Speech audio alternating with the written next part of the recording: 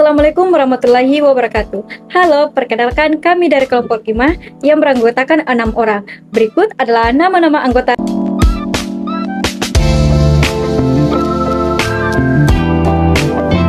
Nah, itu dia nama-nama dari anggota kelompok kami.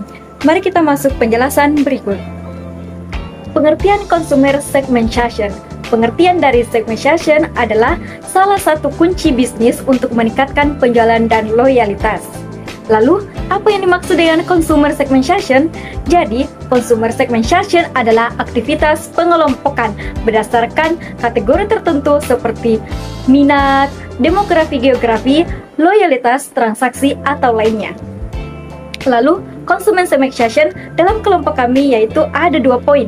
Yang pertama, pelanggan dari berbagai kalangan muda sampai tua, kemudian ekonomi ke bawah. Kemudian, value proposition. Apa sih itu value proposition? Nah, jadi value proposition adalah elemen penting yang perlu diperhatikan oleh setiap perusahaan jika ingin produk atau layanan dipilih oleh pelanggan.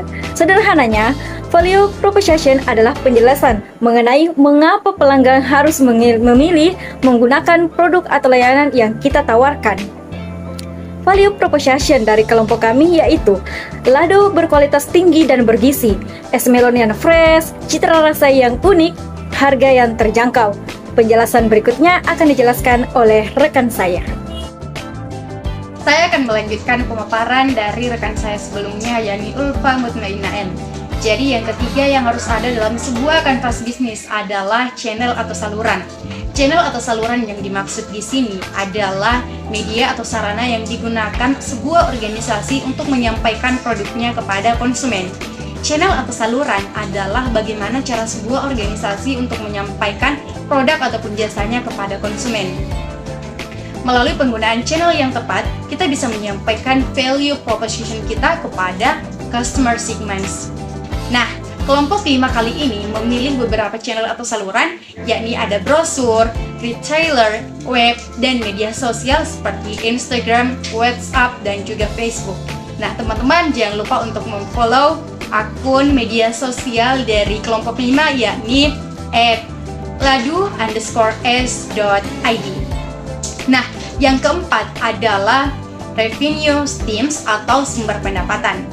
Sumber pendapatan atau revenue streams ini merupakan bagian yang paling vital di mana organisasi bisa memperoleh pendapatan dari para pelanggannya.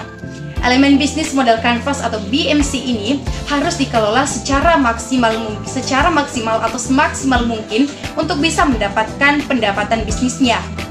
Jangan sampai ada bahan baku ataupun produk ataupun juga kinerja yang tidak dimanfaatkan secara maksimal. Nah teman-teman, revenue streams dari kelompok 5 adalah penjualan ladu dan juga penjualan ice melon.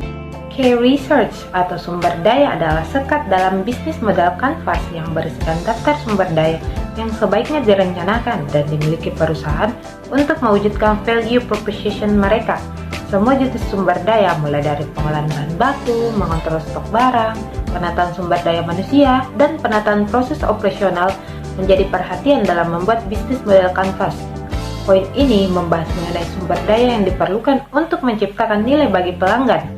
Pada bagian ini juga menjelaskan aset yang diperlukan untuk membuat model bisnis startup ini berfungsi, di mana key research ini terbagi menjadi 4 kategori, yaitu pertama fisik berupa gedung, kendaraan, mesin, dan jaringan distribusi.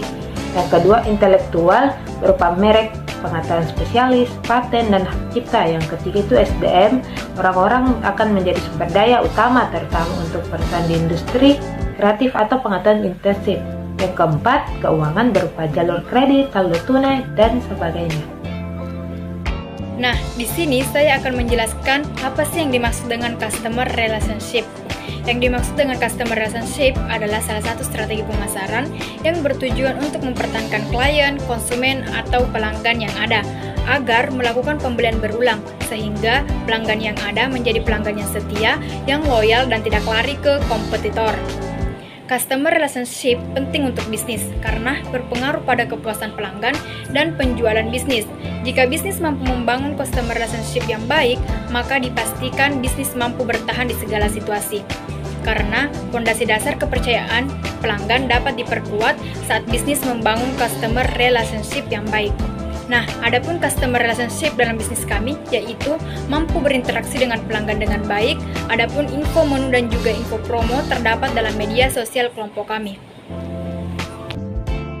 Pada bagian key activities atau aktivitas yang dijalankan, kami melakukan pembuatan ladu, pembuatan ex-melon, melayani konsumen dengan baik, dan melakukan pemasaran melalui sosial media.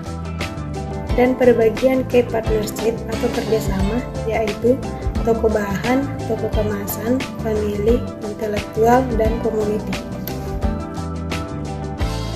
Baiklah, untuk pembahasan selanjutnya yaitu mengenai cost structure. Nah, cost structure adalah macam-macam biaya yang timbul dari adanya suatu aktivitas bisnis, mulai dari persiapan, proses produksi, sampai dengan biaya pemasaran ataupun marketing. Nah, cost structure sendiri mengacu pada jenis dan proporsi dari biaya tetap dan variabel yang dikeluarkan oleh bisnis.